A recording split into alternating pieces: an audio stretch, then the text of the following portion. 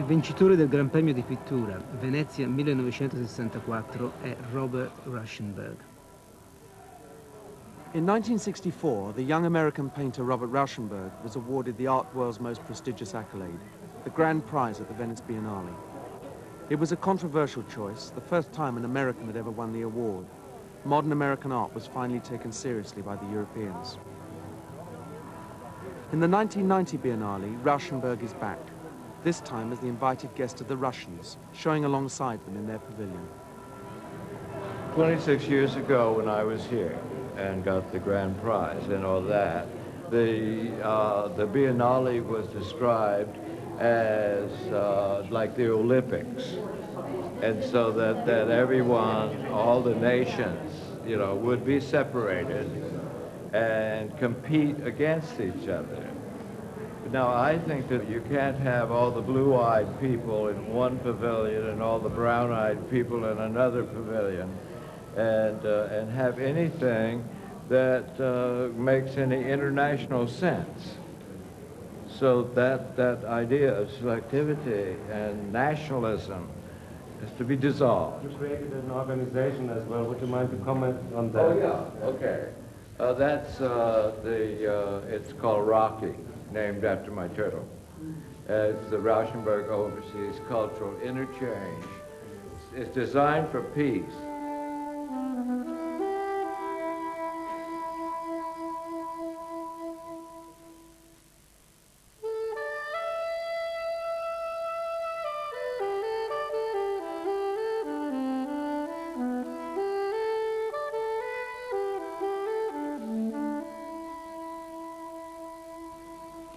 I worked over the last 6 years in China. The Chinese are changing fearfully and are trying to reconstruct the culture of the thousands of years of philosophy, religion, and art that provided individual self-respect, dignity, and a purpose to life to millions of people. I've traveled and worked in Chile and Tibet and have witnessed the repression of the artists and the intellectuals, and have seen what it has done to the specific and general morale of the entire countries. I've seen the cultural civil war destruction in Sri Lanka and the post-war waste in Thailand. I have just returned from Cuba, which is starving for a free world culture. For almost 10 years, Rauschenberg has been globetrotting, working on the hugely ambitious and idealistic project he calls ROCI, the Rauschenberg Overseas Cultural Interchange. Choosing only politically sensitive countries, he accumulates photos and documentation to work with back at his Florida studio. A personal video diary produced almost 200 hours of material. It forms the basis of this film. I had been restless about this situation and limitations of the art world. And so certainly the touring was a stretch of a risk. It was not popular with collectors or dealers, was it? I lost most of my dealers. And they thought, they were so narrow-minded that they thought this was a sort of an extravagant waste of time and talent. But that was its function.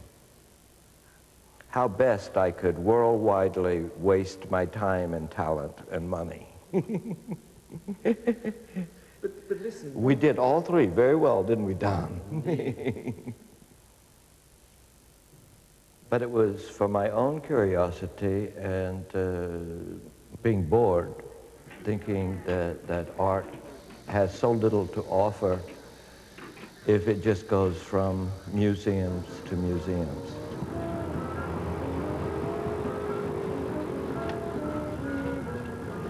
We had gone to China to work at the world's oldest paper mill, the Zhuan paper mill in the city of Jingshen.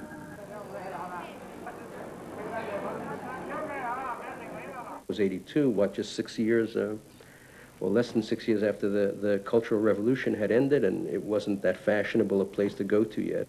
A place where Westerners had not been for some 40-some-odd years.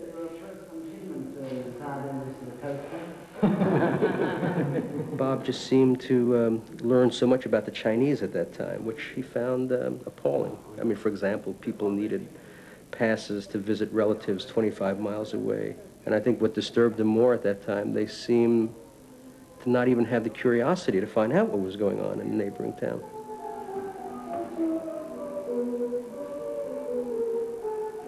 One of the things that triggered the urgency of ROCI was all of the Chinese that I was working with had no idea of what, say, like what Mexico City was like. And I think that trip to China is what really focused, put the energy behind making ROCI work. Although Rauschenberg's collaboration with the Chinese was successful, there was friction and some suspicion about ROCI's intentions. You know that I want to bring people to some kind of confrontation. I mean, I don't want to leave them asleep, you know, like they were before we came, you know, or as comfortable, or in the same traps. If we can, because we are aliens, like move in and move out and change their situation, you know, without hurting anybody. I'm not going because I want to impose my ways on them. I mean, what we're doing is mixing. I'm not sure though. All right, okay, very easily. Very easily. I can say that any country I'm going to invade, that I'm here to learn from, that is part of ROCI, that I learn from every place we go. We'll show in any public pavilion, or, you know, or like here in China, those youth pavilions that they have, any open space. So instead of a dance next Saturday night or something, you know, or bingo or ping pong, we'll put up a show.